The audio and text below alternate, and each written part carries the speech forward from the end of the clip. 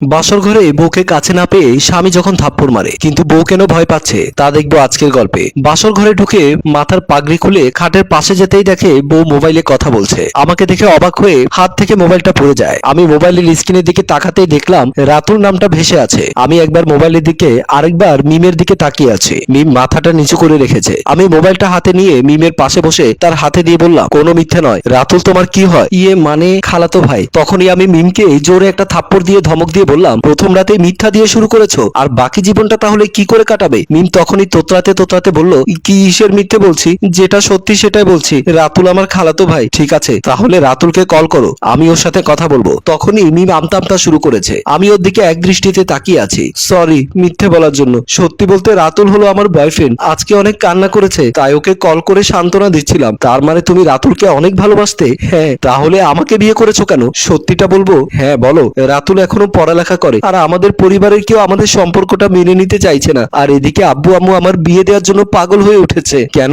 কারণ আমার ছোট দুটো বোন আছে, ওদেরও তো বিয়ে দিতে হবে, তাই আমি বাধ্য হয়ে আপনাকে বিয়ে করেছি। বুঝতে পেরেছি। আসলে আমাদের সমাজের ছেলে পড়ালেখা করলে বা বেকার থাকলে তাদের কাছে কারো মেয়ে বিয়ে দিতে চায় না। একটা সত্যি কথা বলবে? হ্যাঁ বলেন, কি সত্যি কথা জানতে চান? আমাকে মন থেকে স্বামী হিসেবে মেনে নিতে তোমার কতদিন লাগবে? মিম কিছুক্ষণ চুপ থাকার পর বলল, জানি না, তবে রাতুল আমার হৃদয় জুড়ে সারাটা জীবন থাকবে। ধন্যবাদ সত্যিটা বলার জন্য। আচ্ছা, আমি যদি তোমাকে ডিভোর্স দিয়ে দেই তাহলে কি রাতুল তোমাকে মেনে নেবে?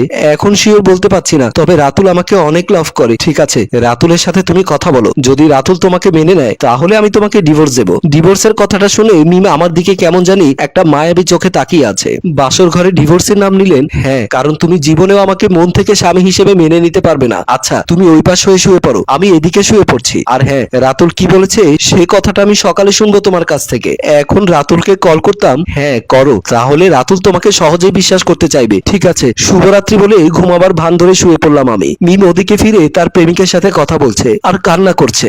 রাতুলকে মিম সবকিছু বলছে। হঠাৎ করে মিম খাট থেকে নেমে বাইরে চলে যায়। আমি চোখগুলো বন্ধ করে ঘুমাবার মতো শুয়ে আছি। পুরনো কিছু স্মৃতি মনে করতে করতে কখন যে ঘুমিয়ে গেছি ঠিক মনে নেই। সকালে নামাজ পড়ে এসে দেখি মিম সোফায় শুয়ে আছে। আমি পাশে গিয়ে বসে দেখলাম পরনে গহনাগুলো খুলেনি, চোখের নিচে কালো দাগ হয়ে গেছে, কাজলগুলো ছেত্রিয়ে গেছে। তার জন্য মনে হয় সারা রাত অনেক কান্না করেছে। আমি কিছু না বলে ওর গায়ের উপর চাদর দিয়ে শাওয়ার নিতে চলে গেলাম। আমি শাওয়ার শেষ করেছি, পাশ থেকে টাওয়ালটা নেব, তখনই দেখি সেখানে টাওয়াল নেই। ভুলে টাওয়ালটা নিতে মনে ছিল না হয়তো। উফ বলে টাওয়ালটার জন্য বের হব, তখন দেখি মিম আমার টাওয়ালটা হাতে নিয়ে ওয়াশরুমের সামনে দাঁড়িয়ে আছে। আরে তুমি আমার টাওয়াল নিয়ে দাঁড়িয়ে আছো কেন? বারে তাতে কি, আপনি ভুলে টাওয়াল ফেলে চলে গেছেন তাই। আর যদি কিছু মনে করেন তাহলে যেখানেটা সেখানে রেখে দেই, মনে করার কি আছে। আচ্ছা, তাহলে আমাদের ডিভোর্স কবে হচ্ছে? মিম আমার দিকে তাকিয়ে আছে অবাক দৃষ্টিতে। আমি আবারও বললাম, রাতুল কি তোমাকে মেনে নেবে যদি আমি তোমাকে ডিভোর্স দেই? হ্যাঁ নেবে, তবে একটা সমস্যা আছে। কি সমস্যা? রাতুলের পড়ালেখা শেষ হতে আরো 9 মাস সময় লাগবে। এই 9 মাস আমাকে আপনার কাছে থাকতে হবে। তা কি করে হয়? আর আমার একটা জীবন আছে, আমার আবার কাউকে তো বিয়ে করতে হবে। ঠিক আছে, বিয়ে করেন। আপনি বিয়ে করলে আমি বাড়ি ছেড়ে চলে যাব। আমরা ডিভোর্সের জন্য অ্যাপ্লিকেশন করব।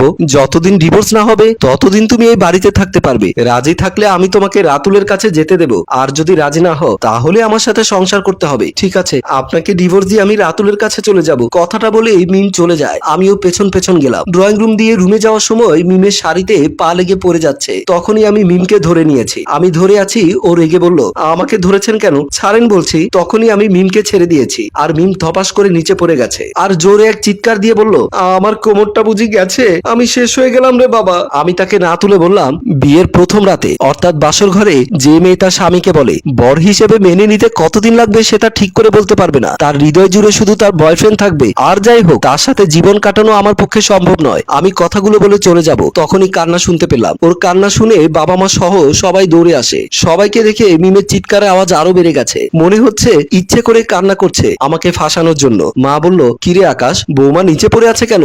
আমি কি করে বলবো মা? বাবা বলল, তাহলে বলবেটাকে শুনি, যে পড়ে আছে তাকে জিজ্ঞেস করেন, তাহলেই তো হয়। বিয়ের প্রথম দিনে এমন কথাবার্তা বলছিস কেন? বৌমা তুমি নিচে পড়লে কি করে? মিম বলল, আম্মা উনি আমাকে কোলে নিতে চাইছে, আমি না করেছি বলে ইচ্ছে করে কোলের উপর থেকে ফেলে দিয়েছে।